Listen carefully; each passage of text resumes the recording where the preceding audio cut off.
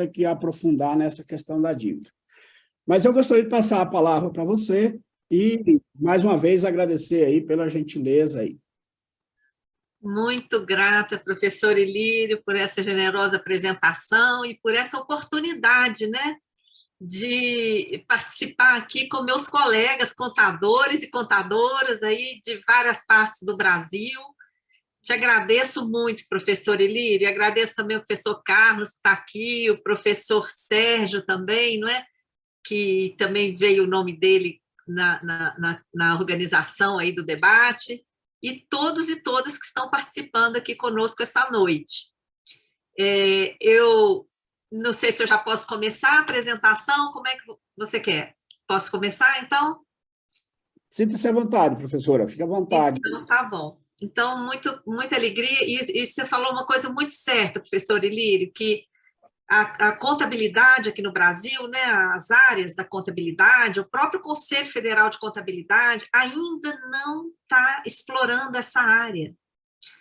E a gente está vendo assim, coisas muito absurdas acontecerem. Eu vou até que antes da apresentação, nós acabamos de apresentar e recebemos resposta de um requerimento de informações ao Banco Central, porque eu não sei se vocês viram, nos últimos anos, o volume de reservas internacionais baixou quase 60 bilhões de dólares. É muito dinheiro. E vocês, como contadores, iam ver assim, iam ficar chocados com a resposta. Sabe? Um dos motivos é assim, marcação a mercado das reservas. E não tem explicação nenhuma. Quer dizer, pode até, se ele quiser fazer lá marcação a mercado, que faça, mas tem que ter, para nós da contabilidade, a partida dobrada. Peraí, para onde que foi esse dinheiro? Foi simplesmente uma perda? Como é que foi contabilizado isso? Então, assim, acho que quando nós da contabilidade entrarmos mesmo para valer nessa investigação das contas públicas, das finanças públicas, vai haver uma grande diferença. Uma grande diferença. E eu posso até compartilhar depois, viu, professor Ilírio, com o senhor esse requerimento, porque está em fase de recurso, a gente está recorrendo dessa resposta que o Banco Central nos deu, que a gente achou absurda. Então, eu ilustro com isso o início aqui desse nosso diálogo para mostrar a importância da participação de todo o pessoal da contabilidade nessa investigação do que eu considero a chaga das finanças públicas brasileiras e o ralo, né? E o grande ralo por onde escoa um volume gigante de recursos. Então, vamos lá. Eu preparei aqui a apresentação que eu vou compartilhar e depois, em seguida, eu vou mandar o PDF aí para o WhatsApp do professor Ilírio, que eu tenho aqui, para ele compartilhar com todos vocês. Me falem aí se está dando certo. Estamos vendo, professora. Tá? Então eu vou falar do tema o sistema da dívida e a necessidade de auditoria. Esse tema sistema da dívida é uma expressão que eu criei justamente depois de anos e anos investigando a dívida pública. Porque, em tese, o que todos nós aprendemos nos livros, o que é? Que a dívida pública é um instrumento para financiar o Estado, para financiar os investimentos de interesse da sociedade e para viabilizar o nosso desenvolvimento socioeconômico. A arrecadação de um período não é suficiente para esses investimentos, todo Estado é autorizado a endividar. O Estado em âmbito federal, regional ou local, municipal. Então, nos livros a gente aprende isso, que a dívida é um instrumento de financiamento. Mas, na prática, quando a gente começa a auditar, quando a gente começa a investigar, o que nós encontramos? Encontramos um funcionamento às avessas. Em vez da dívida ser um instrumento que financia o Estado, verificamos uma contínua subtração de recursos, que são direcionados principalmente para bancos e grandes corporações. E identificamos também o funcionamento de vários mecanismos financeiros. Então, eu criei essa expressão, sistema da dívida, exatamente para diferenciar aquela parte do endividamento que funciona, de fato, como dívida pública, e aquela outra parte que não poderia ser chamada de dívida, que é sistema da dívida. Por exemplo, vou dar um exemplo aí do Estado, né, que é um exemplo muito fácil de perceber. Todos os estados brasileiros têm dívida. A maior parte da dívida dos estados não é dívida. É passivo dos bancos estaduais que foram privatizados. A maioria foi privatizada. Mesmo que os que não foram privatizados tiveram seus passivos transferidos para a dívida pública. E que passivos eram esses? Não sei se no grupo aqui tem alguém de Alagoas. Em Alagoas, o pessoal da Auditoria Cidadã, do nosso núcleo que funciona lá, teve acesso. E o passivo do Produban, que era o banco estadual lá de Alagoas, era um passivo de natureza privada. Eram os grandes usineiros do Estado que deviam para o Produban. Isso aí não foi investigado, não foi auditado e foi simplesmente somado à dívida do Estado de Alagoas, um dos estados mais pobres do país, mais sacrificados. Está lá. Nós estamos, o povo de Alagoas, pagando dívida de usineiro. Então, a investigação da dívida pública nos levou a esse entendimento de que o endividamento público vem sendo usurpado por esses mecanismos. Eu dei um exemplo aí do Estado, mas ao longo da apresentação eu vou falar de outros mecanismos. Qual que é a principal característica do que eu chamo de sistema da dívida? É a ausência de contrapartida. Isso, para nós contadores, é muito fácil de entender. O que significa isso? O estoque da dívida cresce. Vamos pensar no exemplo que eu acabei de dar de Alagoas? O que aconteceu com a dívida de Alagoas? Até no meu livro, depois, se vocês quiserem acessar esse livro, gente, o PDF gratuito dele está lá na página da Auditoria Cidadã, tá? É uma das poucas obras sobre a dívida dos estados aqui no Brasil. Não tem nem bibliografia sobre o assunto, tá? De tão abafado, né? De tão travado que o tema é. Lá em Alagoas, para vocês terem ideia, a dívida do Estado era 648 milhões. Com a transferência do passivo lá do Produban, ela foi parar em 1.960 bilhão. Então, o que aconteceu com o estoque da dívida de Alagoas? De 648, pulou para 1.960 bilhão. Qual é a contrapartida desse aumento da dívida? Não tem. Não tem contrapartida. O dinheiro não entrou. O dinheiro não entrou no caixa do orçamento do Estado de Alagoas. Simplesmente a dívida aumentou. Então, vocês, contadores, entendem muito bem o que eu estou falando. Geralmente, pessoas de outras áreas não entendem isso fácil, não. Ficam meio assim no ar. Mas, para contador, isso é muito fácil de entender, porque a nossa lógica é essa. Tudo tem que ter a partida dobrada ali. Senão, está errado. Não fecha. Então, a conta aí não fecha, tá? E vimos, então, a atuação de vários mecanismos financeiros. Em âmbito federal, principalmente operados pelo Banco Central, que está aí agora no olho do furacão, né?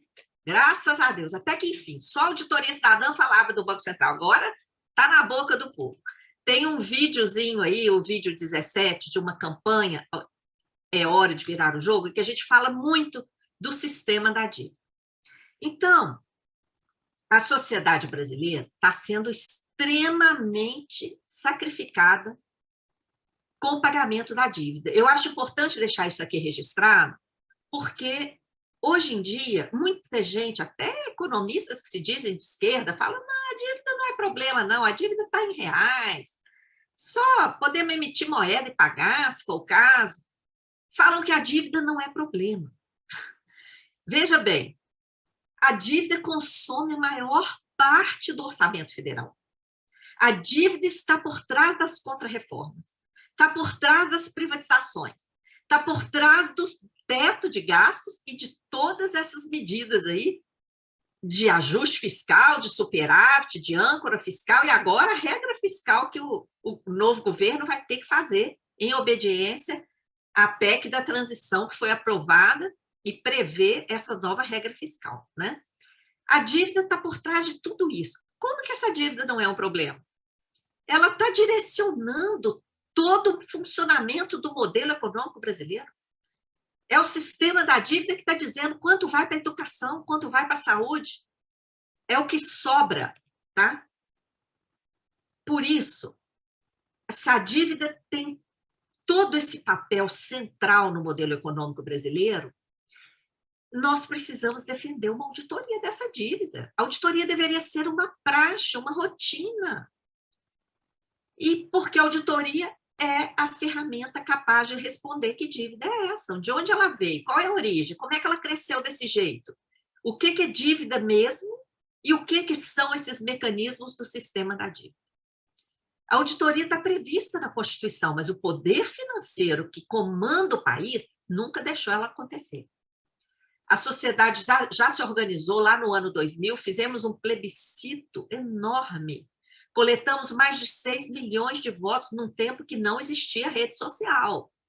Era voto mesmo colhido em banquinha, nas igrejas, nos sindicatos, nas escolas, universidades, na rua, não é? E foi desse plebiscito que surgiu a Auditoria Cidadã da Dívida. Como é que foi? Eu vou contar rapidamente. O plebiscito colheu esses 6 milhões de votos. Foi uma mobilização muito grande. Eu acabei, na época, coordenando o plebiscito lá em Minas Gerais. Eu já era auditora lá há quase 20 anos e participava do sindicato nessa época. E nós já vínhamos fazendo debate sobre a dívida pública, porque estávamos com salários congelados a década de 90 inteira, durante o governo Fernando Henrique, perdendo patrimônio nas privatizações, enfrentando contra-reformas, tudo para pagar a dívida, e a dívida explodindo. Então, nós já estávamos fazendo, no âmbito do sindicato, um estudo sobre a dívida pública, porque a justificativa do governo era o problema da dívida. Então, nós já estávamos fazendo esse debate. Quando veio a proposta do plebiscito, nós, então, nos somamos às entidades que estavam propondo, OAB, CNBB, vários sindicatos, associações. Depois da coleta de 6 milhões de votos e apresentação aqui aos poderes executivo, legislativo, judiciário, pessoal, não aconteceu absolutamente nada. Então, as entidades que organizaram o plebiscito disseram, e nós também não vamos fazer nada? Vamos organizar um movimento, uma auditoria cidadã. Uma auditoria feita pelos cidadãos para os cidadãos. E nesse contexto é que foi criada a Auditoria Cidadã da Dívida, que eu tenho a honra de coordenar desde a criação, desde o ano 2000, num trabalho voluntário, né? Mas a maioria do pessoal que trabalha para a Auditoria Cidadã é voluntário, mas nós temos uma equipe pequena na nossa secretaria, que precisa ser sustentada, e é sustentada com doações. Então, eu até mandei para o professor Ilírio aí um link, se ele quiser divulgar, quem quiser fazer doações, será tudo muito bem-vindo para a Auditoria Cidadã. Então, afinal, que dívida é essa? O Tribunal de Contas da União já afirmou ao Senado, numa audiência pública, está aí o link, que a dívida interna federal não serviu para investimento no país. Se vocês assistirem o vídeo, ele explica que aquilo que ele está mostrando é o resultado de uma investigação feita a pedido do Senado, e esse pedido do Senado foi provocado pela Auditoria Cidadã. Nós é que fomos lá dizer que a dívida não tinha contrapartida. Aí o senador Álvaro Dias fez um requerimento, aprovou um requerimento, e esse requerimento, então, em resposta, o TCU fez a investigação e apresentou nessa audiência pública ao Senado. que ele disse? Na investigação, eles viram que nenhum investimento foi pago com a rubrica da dívida pública. Olha bem, nenhum investimento. Então, eu pergunto a vocês, se a dívida não tem servido para investimentos, para que ela tem servido? Uma dívida interna que já alcança 8 trilhões de reais. Se ela não tem servido para investimentos, ela tem servido para quê? Depois vocês podem assistir aí a minha fala na mesma audiência pública que o TCU, lá no Senado, tem artigo, tem live, mas hoje nós vamos resumir aqui para ter tempo para o diálogo. A dívida tem sido gerada por vários mecanismos financeiros. Primeiro, a transferência de dívida do setor privado em dívida pública. A exemplo daquele passivo de bancos lá que eu dei o exemplo de Alagoas, mas isso aconteceu em todos os estados do país, inclusive em Goiás. Tá? Transferência de dívida irregular, dívida externa já suspeita de prescrição. O que é uma dívida prescrita? Morta, deveria ser anulada. Ela foi transformada em dívida interna. E, no momento em que a dívida interna estava pagando juros de quase 50% ao ano, ali no início do Plano Real, no início da década de 90. O principal fator de crescimento, juros, e juros sobre juros. Um erro, uma mega pedalada de centenas de bilhões todo ano, que é a contabilização de grande parte de juros como se fosse amortização. Contabilização de despesa corrente como se fosse despesa de capital.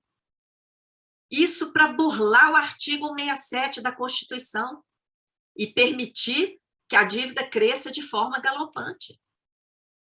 Prejuízos de swap. O Banco Central faz uma operação, contrato sigiloso, em que ele garante a variação do dólar. Se o dólar subir, ele paga a diferença. Se o dólar cair, ele paga a diferença. Com que dinheiro? O Banco Central não produz nada. Como é que ele paga isso? Joga para a conta da dívida. Cadê a contrapartida dessa dívida? Isso não é dívida, gente. Isso é outra coisa. Isso não é dívida. Quase 2 trilhões da dívida brasileira estão remunerando a sobra de caixa dos bancos. Em dois mecanismos. O abuso das compromissadas e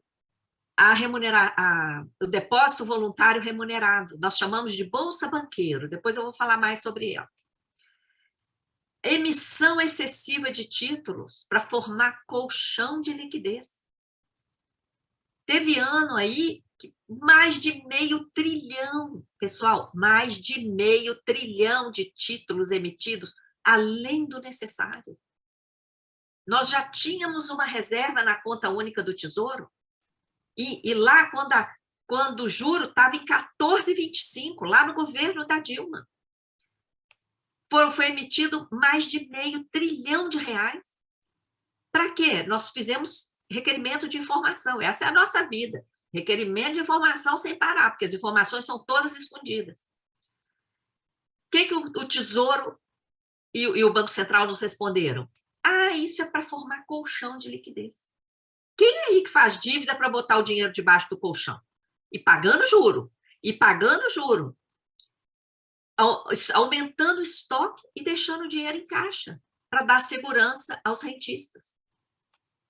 Prejuízos do Banco Central. Nessa época que fizeram isso, e o Banco Central julgando swap à vontade no mercado e remunerando o banco, em 2016, o prejuízo do Banco Central foi 250 bilhões de reais em um ano. 250 bilhões de prejuízo.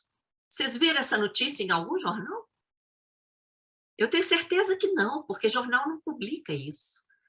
Isso aí é outra 250 bilhões. Pegou lá o prejuízo, falou assim, ponto, põe lá na conta da dívida. Virou dívida. E esse dinheiro nunca entrou no orçamento. Então, todos esses mecanismos, e agora esse da securitização, que é um esquema fraudulento que a gente está denunciando também há anos, são mecanismos, gente, financeiros, todos eles, sem exceção, fazem a mesma coisa. Aumenta o estoque da dívida, mas o dinheiro não chega no orçamento. Não tem contrapartida. Tá? Isso tem que ser investigado para ser segregado. O que é dívida mesmo? Que a gente contraiu e que o dinheiro entrou. Isso é dívida. O que são esses mecanismos? Isso tem que ser separado, tá? E ter tratamento separado, né? Para dar um gráfico aí, para mostrar ao longo dos anos, desde o Plano Real para cá, a relevância do sistema da dívida, vejam esse gráfico aí. Gastos selecionados. Os gastos com juros e amortizações da dívida é aquela seta mais alta lá. Sempre acima do trilhão, em vários momentos passando de 1,5 trilhão, e nos últimos anos passando de 2 trilhões. Tá? Aí é a soma de juros e amortizações. E por que a Auditoria Cidadã soma? Justamente porque dentro de amortizações tem uma bolada de juros. E tem uma bolada de pagamentos aí que não tem nada a ver com a amortização também. Que é o gasto do swap, é o prejuízo do Banco Central, é um monte de coisa. Tá? Então, tá aí, ó, juros e amortizações. Olha aqui, tá dando para vocês verem aí a reta da Previdência Social? E pessoal e encargos, olha aí, que a PEC 32 lá da reforma da administrativa jogava a culpa toda no serviço público, os vilões, né? Olha lá onde é que está o gasto com pessoal e encargos, com um detalhe, esse gasto com pessoal aí inclui aposentado, viu? Eu, por exemplo, eu sou aposentada do serviço público, minha conta está lá, no gasto com pessoal. Não está na Previdência, não, está no gasto com pessoal público. Olha as retas de educação, cultura, saúde e saneamento, uma azul, outra vermelha, elas ficam meio que emboladas aí embaixo, ó. É quase zero, gente, é um absurdo. Só de bater o olho nisso aí, vocês podem depreender por que um país tão rico como o Brasil está nesse cenário de escassez, com mais da metade da população passando por algum tipo de insegurança alimentar, com milhares e milhares de pessoas vivendo nas ruas, com desemprego alto, com atraso tecnológico, atraso socioeconômico. Olha isso. Tem que enfrentar esse sistema da dívida. Aí é o retrato de um ano. Eu estou apresentando aqui hoje o gráfico em primeira mão, viu? Acabou de ficar pronto. A gente demorou para fazer porque o governo demora a divulgar aqueles restos a pagar. Então, para não dar diferença, né, a gente espera ele acabar de divulgar os restos a pagar. Só de olhar para esse gráfico, vocês podem ver a prioridade do gasto com a dívida, não é? Tem muito economista que critica a Auditoria Cidadã, que fala que a rolagem está ali. Gente, o que é rolagem de verdade? É o pagamento de título que está vencendo por novo título. Pagamento de juros não é rolagem.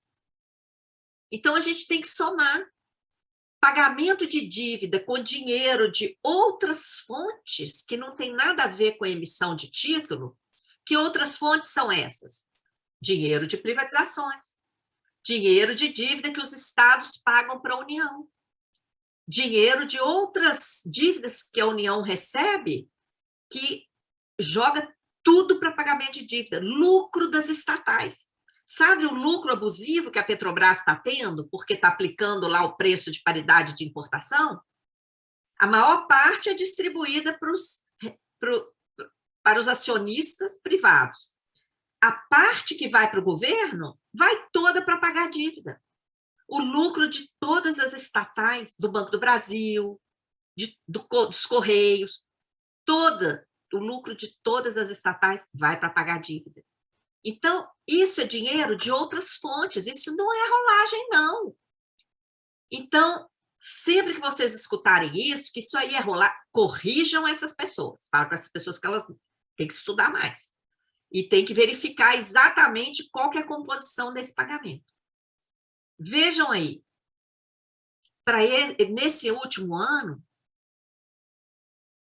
nós tivemos aí um gasto com educação, já que nós estamos aqui, não é, com uma universidade e pessoas ligadas à educação, 2,70%. Vocês estão vendo? Está dando para vocês verem aí no cantinho? 2,7%. E o gasto com a dívida, 46,30%, somando 1,879 bilhões. Tá? Para esse ano de 2023, um orçamento apresentado pelo governo anterior, mas já sancionado pelo atual presidente, o gasto previsto com a dívida passa de 2,5 trilhões. E para a educação, 16 vezes menos, 159 bilhões. Na PEC da transição, está previsto o fim do teto. Só que esse fim do teto de gastos, um teto de gastos insano, porque nós tivemos aumento, recorde de arrecadação ano passado, apesar da crise, e o que aconteceu com esse recorde de arrecadação? Aumentou o investimento em educação? Pelo contrário. No final do ano, nós vimos as universidades inviabilizadas de funcionar. Institutos federais também. Até a Polícia Federal, vocês devem se lembrar, parou de emitir passaporte. Não é? Então, mas a gente estava batendo recorde de arrecadação de 300 bilhões. Foi tudo para pagar a dívida. Aí, esse dinheiro de excesso de arrecadação que foi para pagar a dívida, também não é rolagem, não. É dinheiro, isso não é rolagem. Então, o teto de gastos tem que ser revogado, não tem sentido nenhum. Ele só coloca teto nos gastos sociais e nos gastos com a estrutura de Estado. E o que essa PEC da transição fez?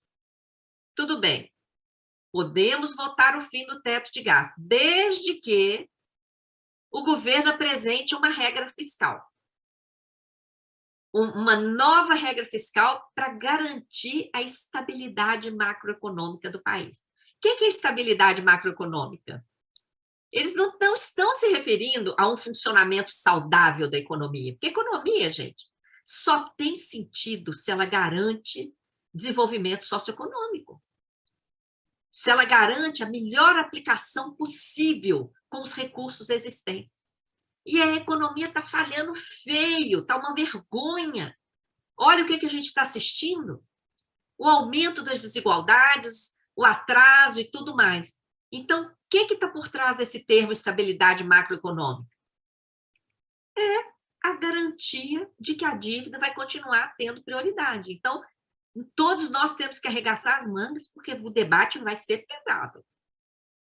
Tá? E o Haddad já falou essa semana que vai antecipar a apresentação dessa regra fiscal, né?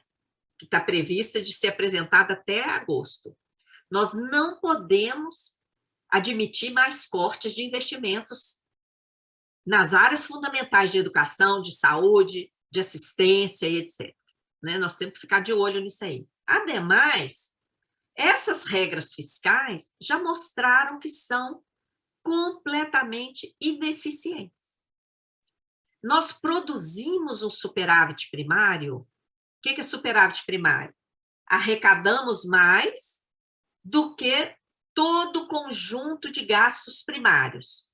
todos os gastos, exceto o gasto com juros, exceto o gasto financeiro. Esse superávit aqui, essa sobra de recursos, de arrecadação, comparando receita primária e gasto primário, nós produzimos um superávit de R$1 trilhão durante 20 anos, de 95 a 2015. E o que aconteceu com a dívida nesse período? Lá em 95, ela era 86 bilhões. Em 2015, ela chegou a 4 trilhões. E o que isso significa? Nós estávamos produzindo superávit, nós estávamos gastando muito menos do que arrecadamos. Tanto é que sobrou 1 trilhão no período. Então, a dívida não aumentou por conta do gasto social, como diariamente os jornais propagam, e setores do governo também. A gastança, né? Eles gostam de falar da gastança dos governos. Não! A dívida explodiu, por quê? O que faz a dívida crescer? Aqueles mecanismos que eu falei lá no início. A dívida explodiu por causa dos mecanismos da própria dívida. Então, eu pergunto para vocês, o que adianta colocar teto de gastos, fazer ajuste fiscal para segurar uma dívida que não está crescendo por conta desses gastos? Ela está crescendo lá por conta dos mecanismos. Tem que enfrentar a fonte do problema. E como é que nós vamos enfrentar a fonte do problema se ninguém nem conhece esse sistema? Fazendo auditoria, denunciando, não é? Propagando essas informações. Outra grande mentira que estão falando. A dívida, desde que nós paramos de fazer superávit, a partir de 2014 foi o último ano que teve superávit. De 2014 para cá, paramos de fazer superávit e a dívida estaria financiando gastos sociais. Vocês já devem ter escutado isso. Acabou o superávit, de 2015 para cá não tem mais. Olha aí a importância da auditoria. O que nós verificamos? Vocês estão vendo aí que tem uma seta para um lado, outra seta para o outro. O que significa isso? A seta que está apontando lá, 2 trilhões 330 bilhões, a primeira, é gasto com a dívida pagos com receita de outras fontes, que não poderiam, aliás, que poderiam financiar gastos sociais. Por exemplo, o lucro das estatais. O lucro das estatais está indo todo para a dívida, o excesso de arrecadação, o pagamento de dívida dos estados, tudo isso poderia estar financiando gastos sociais. Mas está indo para pagar dívida pública, dinheiro de outras fontes, que não tem nada a ver com a emissão de título. 2 trilhões 333.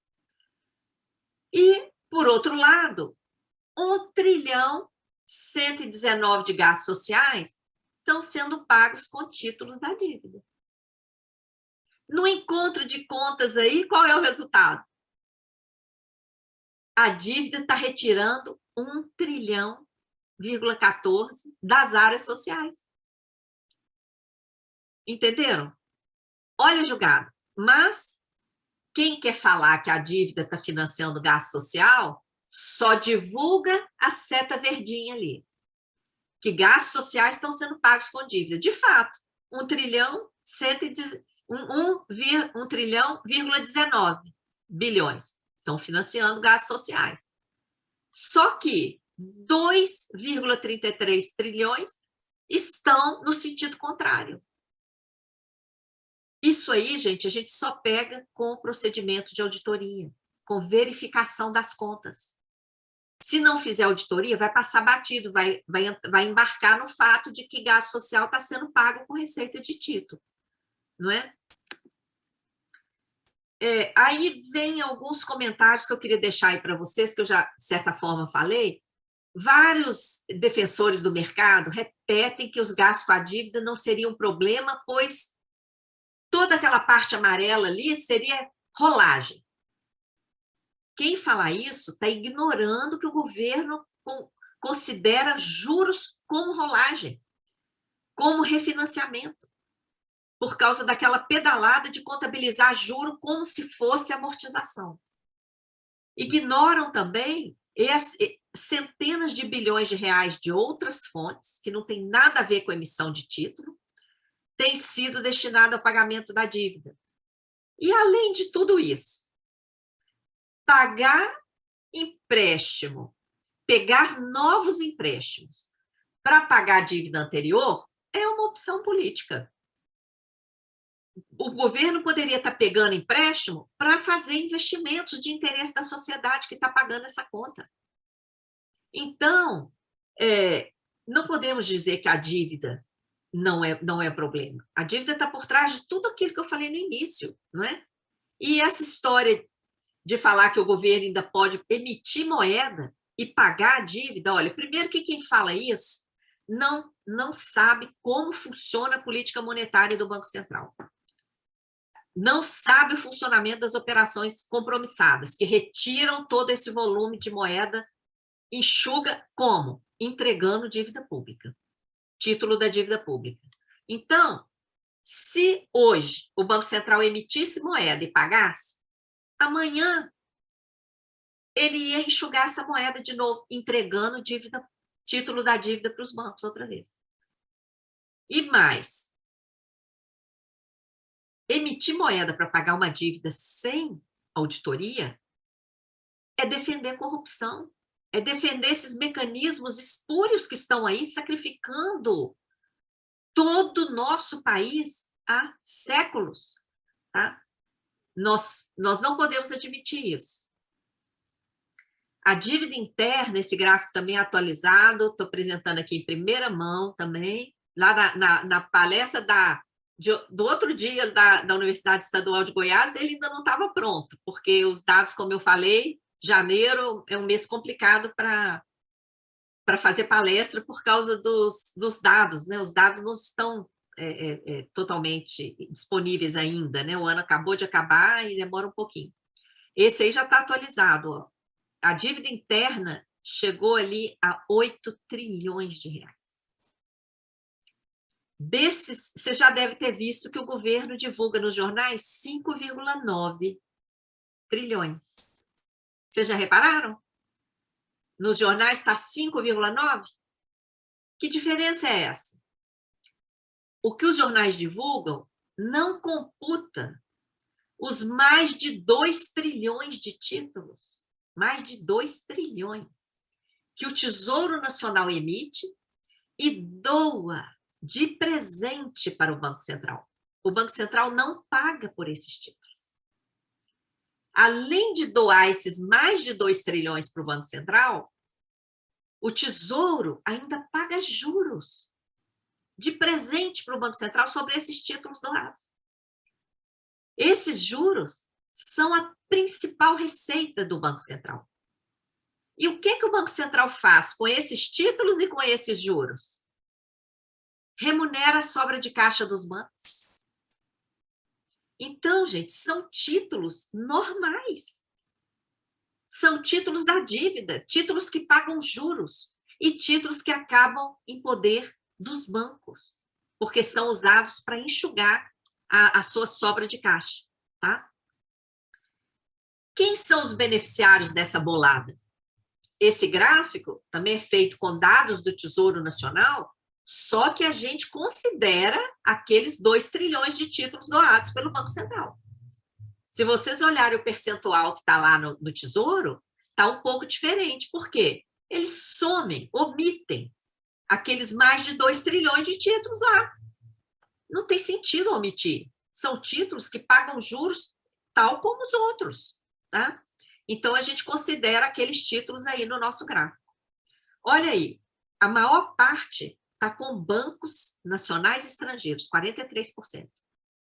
8% estão com investidores individuais estrangeiros, tipo Jorge Soros, tá? Só que a gente não sabe o nome de ninguém, tudo é sigiloso. 19% com fundos de investimento, que estão também em poder de bancos. 18% em poder da Previdência, essa Previdência aí não só Previdência pública, corporativa, como também previdência privada de banco, seguradoras 3%, governo tem 4% e outros, esse 4% é o que fica lá inclusive, antes de vender, não é? Ou no Caixa Única do Tesouro. E esse outros aí, dentro desse outros, tem lá o Tesouro Direto. Um pedacinho daquele outros ali é Tesouro Direto. Tá? Então, a maior parte está com bancos. Uma coisa que a gente ouve muito também, se fizer auditoria, vai prejudicar a classe trabalhadora. Não, não vai. A auditoria vai justamente segregar o que é dívida legítima, o que é dívida que realmente que o trabalhador foi lá e investiu naquele fundo, e o que são aqueles mecanismos financeiros que eu falei. Tá?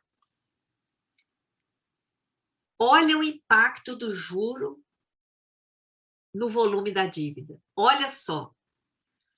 Esses dados são dados do Banco Central. A linha vermelha que vocês estão vendo aí corresponde aos juros nominais acumulados.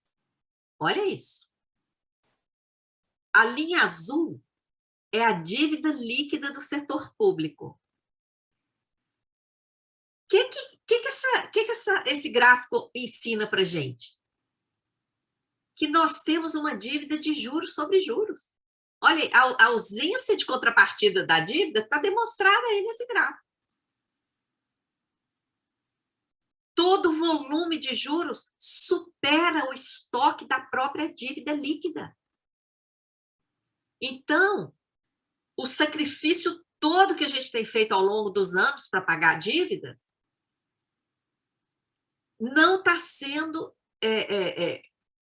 não está dando resultado porque nós temos juros tão elevados e transformação de capital, de juros em capital, com o novo juro em cima, o tal do juros sobre juros, que está levando a isso aí, a uma dívida cujo estoque chega a ser inferior ao volume de juros nominais.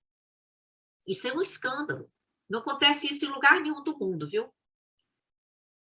A farra dos juros altos que a gente está vendo no Brasil, principalmente por responsabilidade do Banco Central e irresponsabilidade também, está enterrando a economia brasileira. Ele já elevou a Selic a 13,75, chegou a anunciar nova alta, só não fez por conta de gritaria da sociedade. 78% das famílias estão endividadas. E já saiu uma nova estatística da Confederação Nacional do Comércio falando em 80%. Famílias estão inadimplentes, não porque não querem pagar, porque o juro é tão exorbitante que elas pagam a mesma dívida várias vezes. Não é? E quem é que define isso? Antes da reunião do Copom, o que é o Copom? Conselho de Política Monetária, que é a diretoria do Banco Central. Geralmente, né, quando se fala Copom, as pessoas pensam que é um outro órgão, né? Não, é a diretoria do Banco Central que decide. E como é que é? Com base em que ela decide? Um pouco antes dessas reuniões do Copom, tem uma consulta a agentes do mercado financeiro. Na CPI da dívida, nós tivemos acesso a essa informação, são eles que dizem. Você já deve ter escutado aquele áudio do André Esteves que vazou, né? Ali ficou muito escancarado, né? Não, tem que subir, tem que subir. Claro que eles vão falar que tem que subir. O único setor que ganha com a alta dos juros são os bancos. Toda economia perde, toda sociedade perde. E, vergonhosamente, o Brasil é hoje um paraíso de rentista. A notícia ali fala que o Brasil caminha, já chegou lá há muito tempo. Já é paraíso de rentista há muito tempo. E tem vários links aí nesse material que vocês podem acessar depois. O Banco Central aprofunda a crise com a alta dos juros. e mente para a sociedade, falando que tem que subir juros para controlar a inflação. Aumentar juros não serve, não tem serventia alguma para controlar o tipo de inflação que existe no Brasil. Subir juros só teria alguma serventia no caso de uma economia superaquecida, com excesso de demanda, que levasse comerciantes a aumentar preços. Aí, nesse caso, subir juro ia frear o consumo e fazer a inflação cair. No Brasil, o povo não tem dinheiro nem para comprar comida. Classe trabalhadora explorada, salário de servidor público, nem reajuste inflacionário tem tido. Que demanda aquecida? Não existe isso no Brasil. A inflação no Brasil decorre de preços, de aumento de preços, principalmente preços administrados pelo governo, energia, para empurrar a privatização lá atrás da Eletrobras, preço de combustíveis, por causa do absurdo preço de paridade de importação aplicado pela Petrobras desde o governo Temer, como se nós importássemos 100% dos combustíveis, como se aqui no Brasil não existisse petróleo, não existisse Petrobras. Isso é, gente, um absurdo, roubando do povo brasileiro, que está pagando aí gás de cozinha caríssimo, com transporte caríssimo, tá? Para dar lucro para acionista e para arrecadar lucro para o governo pagar a dívida. Porque o lucro da Petrobras vai para pagar a dívida.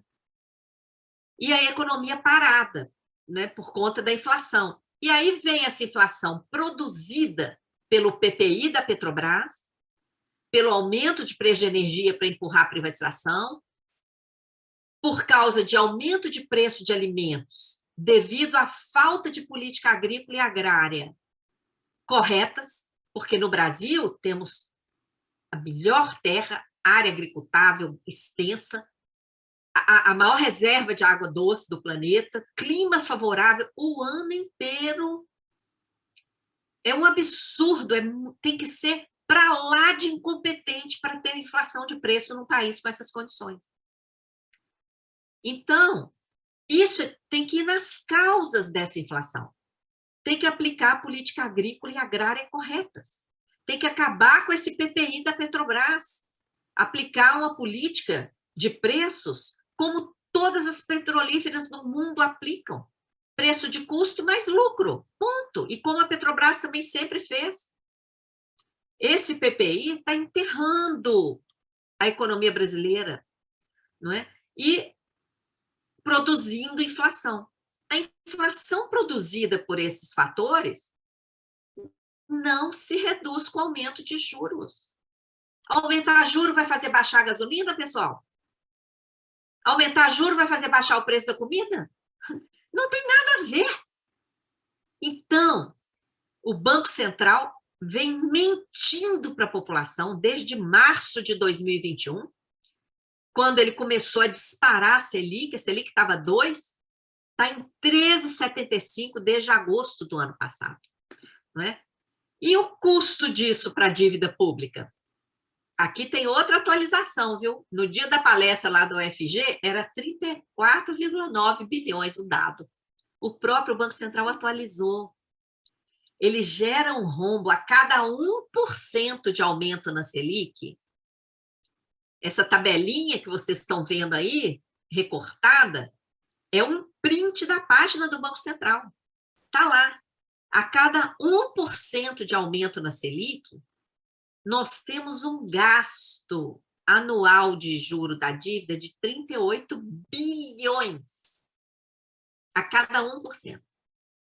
Se a Selic passou de 2 para 13,75, multipliquem 38 aí por 12.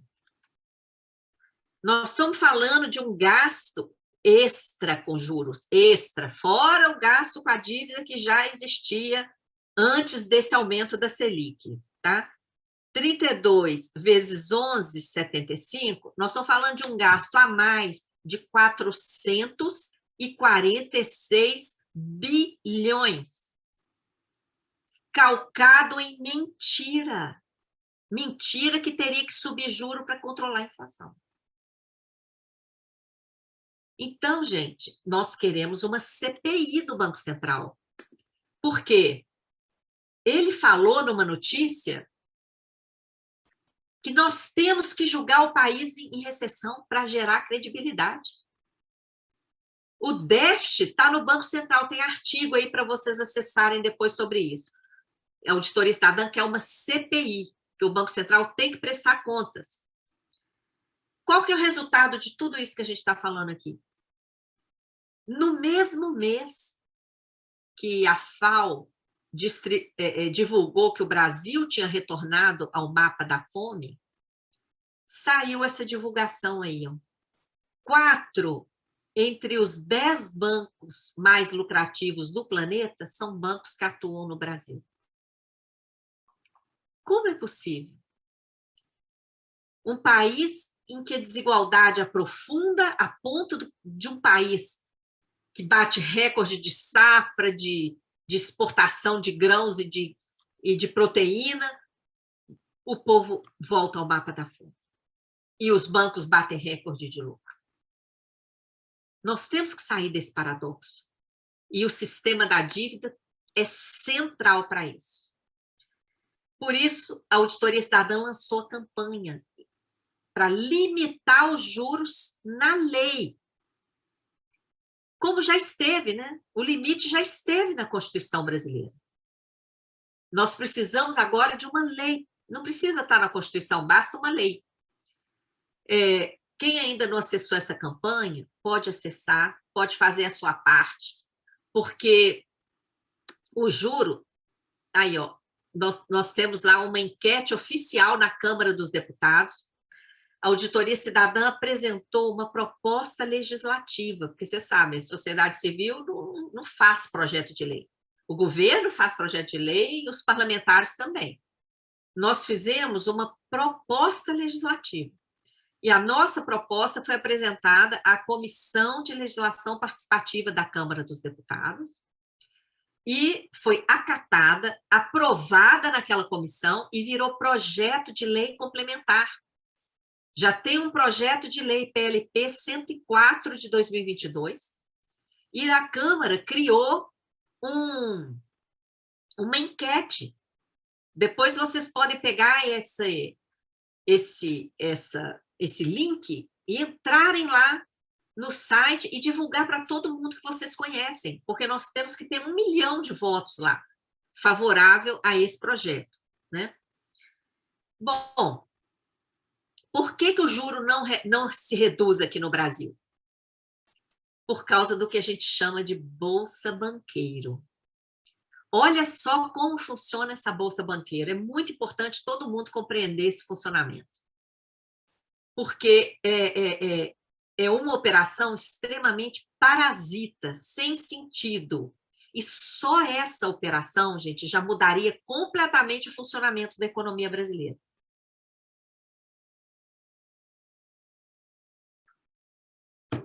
Então, essa operação tem que ser enfrentada. O que está acontecendo? Todos vocês que estão aqui hoje, com certeza, têm conta bancária. Tem dinheiro lá depositado ou aplicado, né? Todas as empresas têm conta bancária. Todos os órgãos públicos têm conta bancária. Então, nós, todos juntos, formamos a sociedade ali, pessoas, empresas e órgãos do governo.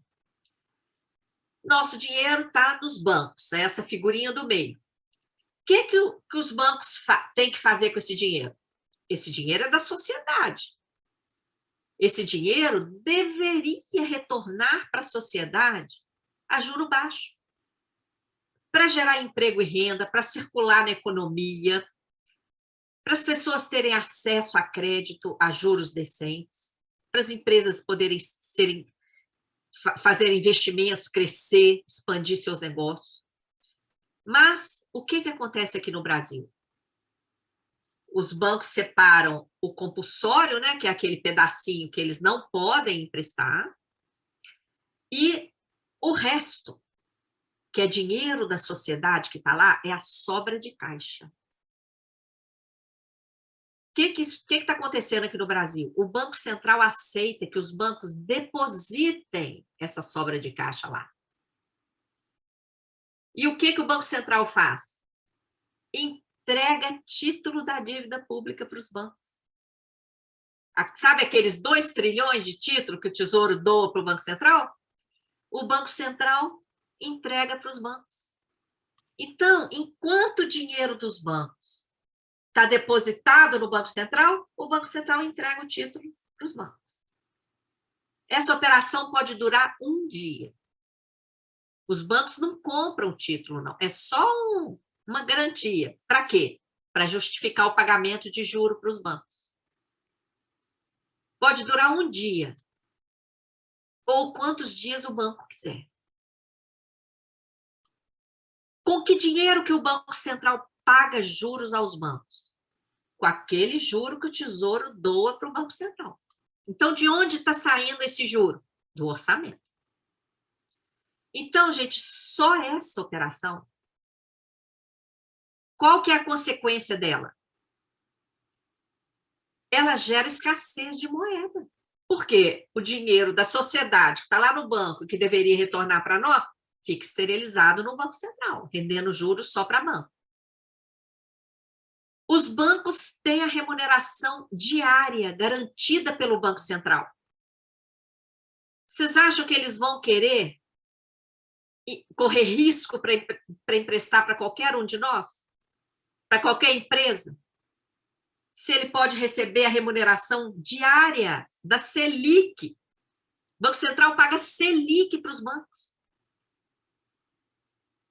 Para que ele vai emprestar? Para ter que fazer cadastro, ter que ficar cobrando. Não, com custo zero ele ganha Selic. Então, o juro é alto no Brasil por causa da Bolsa Banqueiro. E por que é Bolsa Banqueiro? Porque é uma doação. O que justifica o Banco Central doar esse dinheiro para os bancos? O que justifica? Sobre um dinheiro que nem pertence aos bancos. É uma operação parasita que tem que ser interrompida. É outra questão que a gente está colocando lá aqui na CPI, o Banco Central tem que explicar isso aí. Tá? Nós temos mantido, gente, trilhões em caixa. Há vários anos. Nós chegamos a 5 trilhões em novembro do ano passado. Lá na conta única do Tesouro, 1 trilhão e 700. No caixa do Banco Central, quase 1 trilhão e 200. E já subiu. Em reservas, convertendo para reais, 1 trilhão e 754. Então, assim, não tem justificativa nenhuma para a crise que nós estamos passando aqui. Tudo decorre de amarras feitas que, assim, o que está lá na conta única do Tesouro, não, só pode gastar com a dívida. O que está no caixa do Banco Central, não, esse dinheiro aqui não pode gastar, porque se o banco quiser de volta, eu tenho que entregar para ele. Mas, peraí, então por que está remunerando? Você não pode fazer nada com esse dinheiro. E o que está lá em reserva, perdemos 60 bilhões. Só pode gastar também no swap, nas intervenções do Banco Central para segurar o dólar aí, e não segura. O dólar foi a moeda que mais desvalorizou frente ao real. Tá? Desvalorizou mais do que a moeda russa, gente, que está em guerra. Olha que vergonha essa condução da política monetária pelo Banco Central. Então, nós temos aí uma crise fabricada pela política monetária do Banco Central, esterilizando moeda simultaneamente com juro abusivo. Não tem jeito. É crise mesmo. Não tem saída. Tá? E afetando também os estados, porque quando o governo federal tem que destinar mais recursos ainda para pagar essa dívida, as transferências para os estados e municípios ficam prejudicadas. afeta também o funcionamento de toda a economia. A economia em crise, os estados param de arrecadar também. E nessa história aí, o lucro dos bancos batendo recorde. 4 bancos brasileiros entre os mais lucrativos do mundo. Né? Tem um texto que tem muito dado, muita referência a artigos nossos. Eu faço parte de um grupo de análise de conjuntura da CNBB e deixo também esse link, que depois está em texto cursivo, né? Que talvez seja interessante também para vocês consultarem.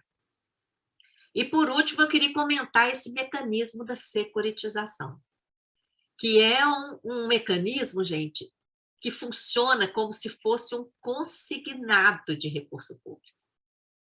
Um empréstimo consignado. Alguns de vocês já devem ter pego esse empréstimo consignado, já sabem o que eu estou falando, né? Você pega um consignado, a prestação do empréstimo é paga antes do dinheiro cair na sua conta. O banco já subtrai lá do seu contra-cheque o valor daquela parcela. Esse esquema da securitização faz um consignado de recurso público, ao arrepio de toda a legislação de finanças que existe no país. Tá? Tem um diagrama aqui também, novo, viu? Eu vou até pedir o diagramador para melhorar, porque as letras ficaram pequenas, mas como é primeira mão, eu vou apresentar como ele está aqui. O gráfico começa lá de baixo, ó. Recursos públicos ingressam na rede bancária, tá? Ingressa na rede bancária, pagamento de tributo e outras receitas públicas. Esse dinheiro cai em contas vinculadas ao esquema de securitização, nas quais se processa o desvio do fluxo de arrecadação. Então, veja bem, em vez do recurso público ingressar na rede bancária e cair direto lá na conta do ente federado, ele cai numa conta vinculada ao esquema. E dessa conta vinculada, uma parte do dinheiro já vaza para os investidores privilegiados por fora dos controles orçamentários. Imaginem isso. Por isso que a gente chama de esquema fraudulento. É fraudulento. Ele frauda toda a legislação de finanças. Esse dinheiro que vaza por fora do orçamento, ele não vai chegar no orçamento público. Não vai ser nem contabilizado no orçamento público.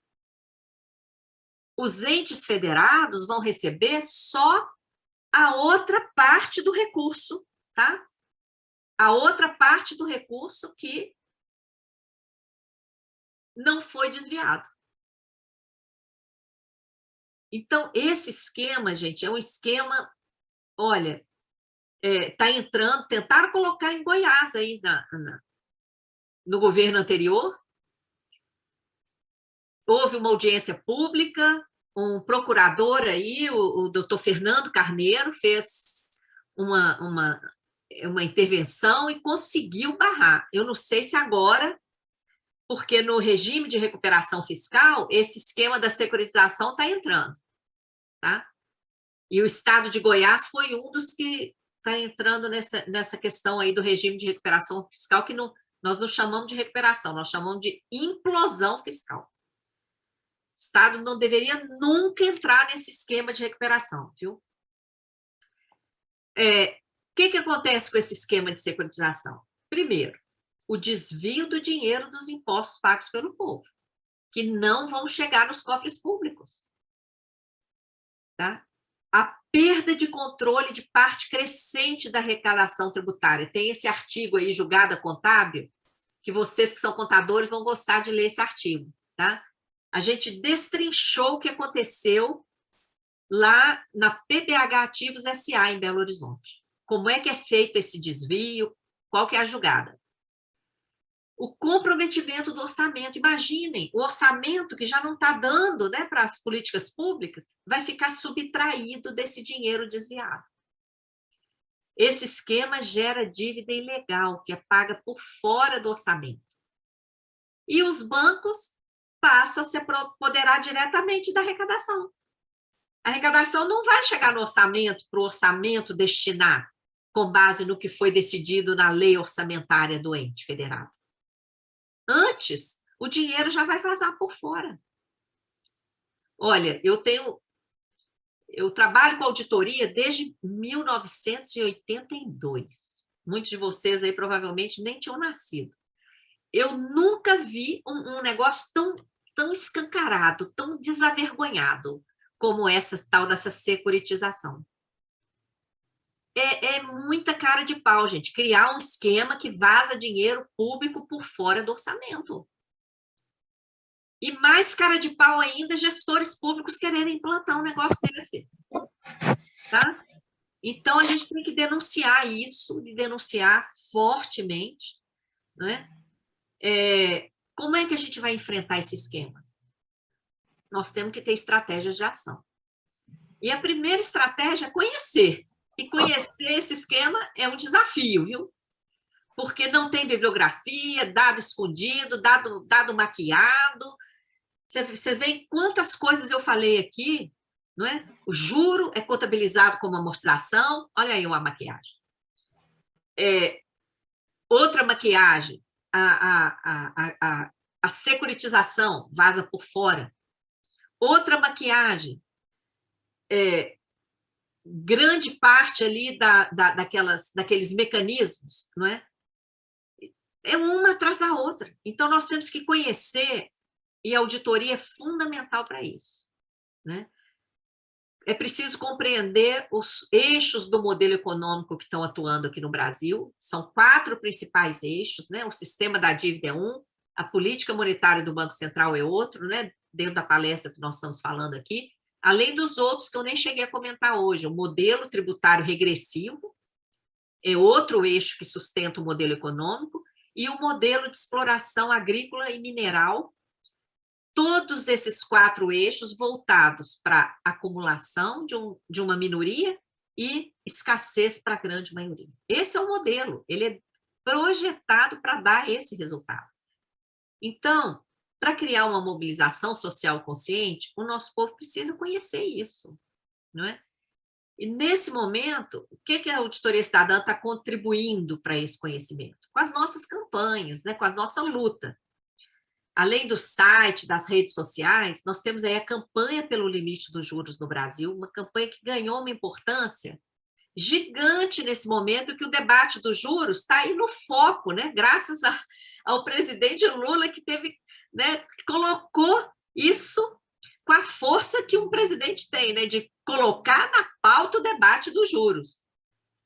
Se vocês olharem, é praticamente a primeira vez que um presidente da República faz isso. No outro governo Lula, por exemplo, ele não fez. Era o vice dele, José Alencar, que falava do juro quando podia.